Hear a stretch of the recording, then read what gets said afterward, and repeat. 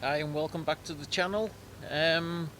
Today we've got a little bit of surprise for you. It's a bit of a mystery car that we've got come to the channel, one of many. So I'm going to reveal that now to you.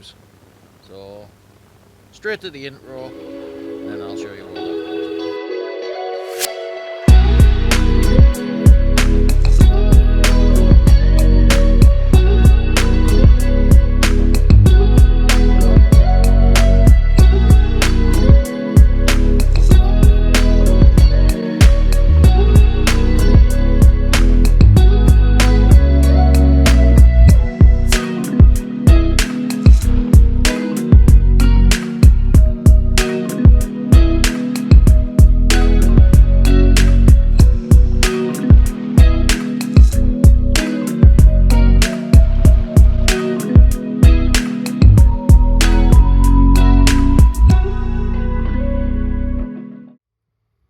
Welcome to another episode of Smithys Garage.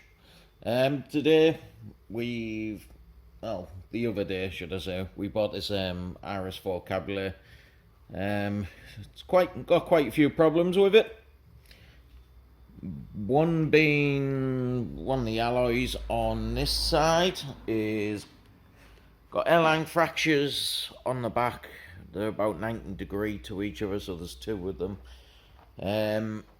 We're going to try and restore this car. We're going to try and put as many RS cars back out on the road, because they're falling into neglect. People always believe that they're going to get back around to doing them, but with the EU and all the crap that's happening with that, parts have become scarce for them.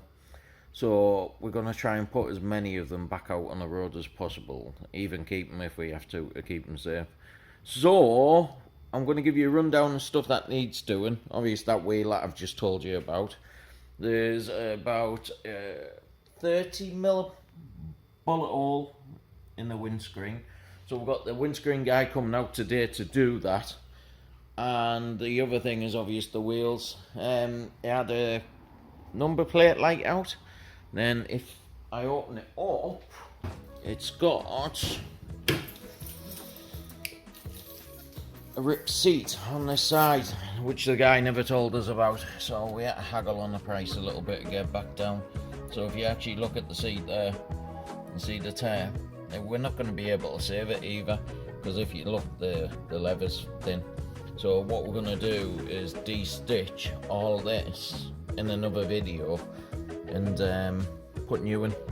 So we know it's Napa leather, so we've got that on order, and I'm going to get the colour matched up by one of our furniture places around here. So we'll get on to that. The other thing that was buggered was the coin trap up there. If you have a look on this.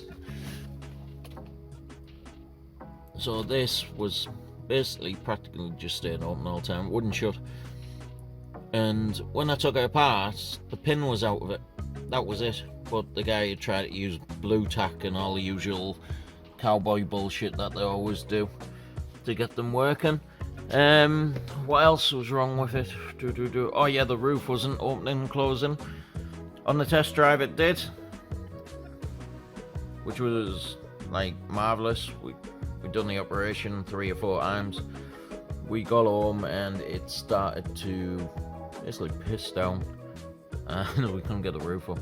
So the car had to come in the garage. Trans Am had to get me kicked out, which I don't like doing, but it had to be done.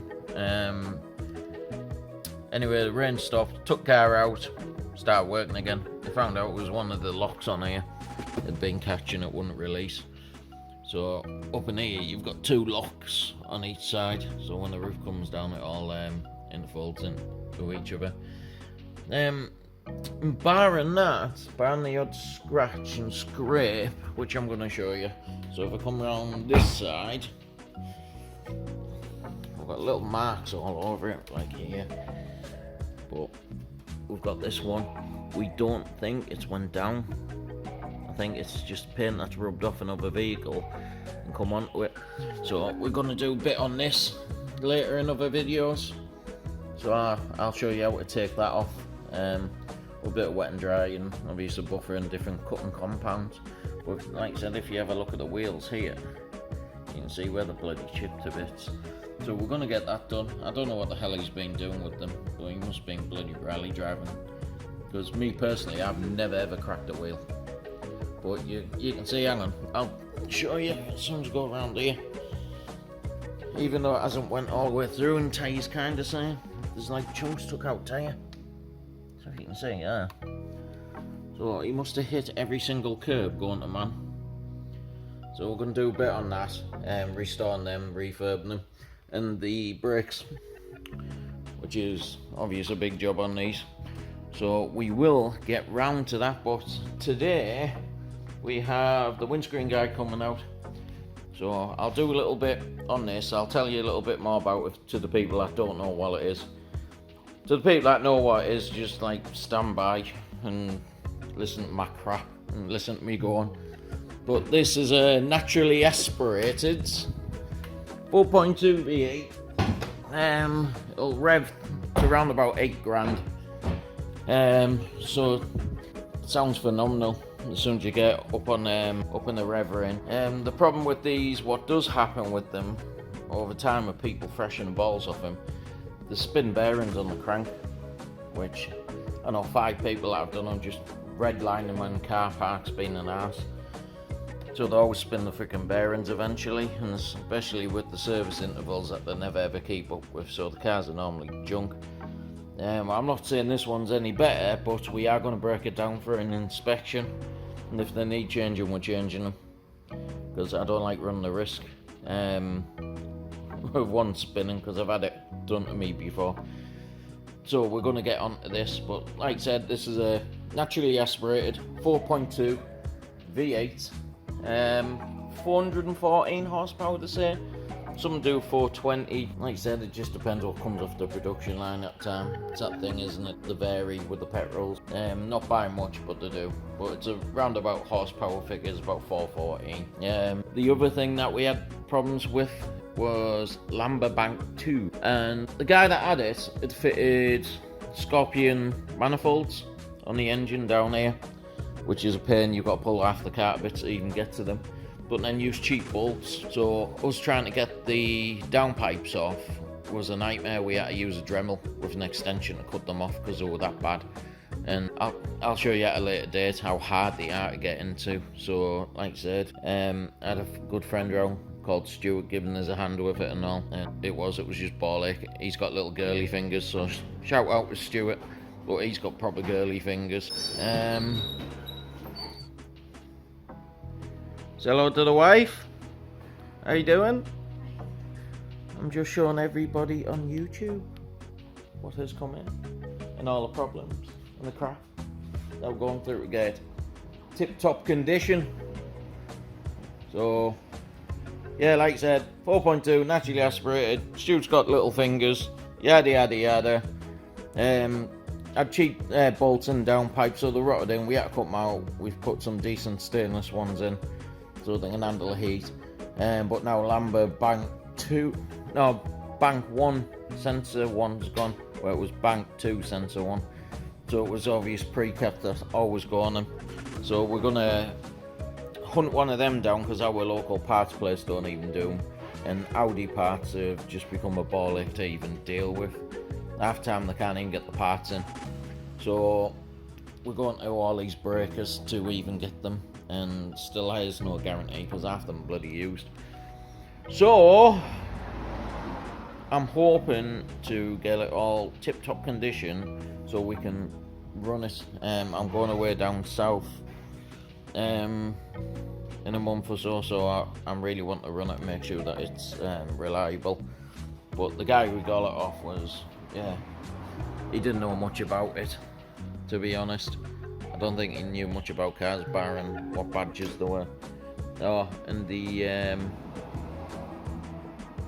emissions control on it and all, we've had to clean out and sort out. But barring that, it's a straight enough car. It's clear from any accidents, barring the wheels. The wheels have took most of the hits. But like I said, we're gonna hopefully check all the ball joints and make sure the car's in tip-top condition. Because like I said, I have my kids in them and my wife drives them now. There's no worse than having that burden on your shoulder if something going wrong. So like all my cars, when they do go out there, they're in tip-top, fully working condition. There's no corners cut. If it needs it, it gets it. We deal with the costs later. But yeah, I'm just waiting for the windscreen guy to come in. I'll do a little bit on that, and I'll show you a little bit more fitting and how to do it. Because if you look at these, you've got to take off all these shuttle panels off, but all these aluminium trims to get to this. So it's going to take a bit of time to do it all, and I'll show you the roof in full flight when it actually works. And then when it's all done, I will pull it out into the sun so you can see it. It's a bit dark and dingy in here, even though I've got all these floodlights in. But it's a lot bright out in the car park. We're expecting rain today, so with no my luck, I'll put the roof down, it'll piss down, and like it'll fill up like goldfish bowl. So you'll probably have a laugh at that. So alright, over and out, and I'll move on to the next bit of the video soon. See you in a mo.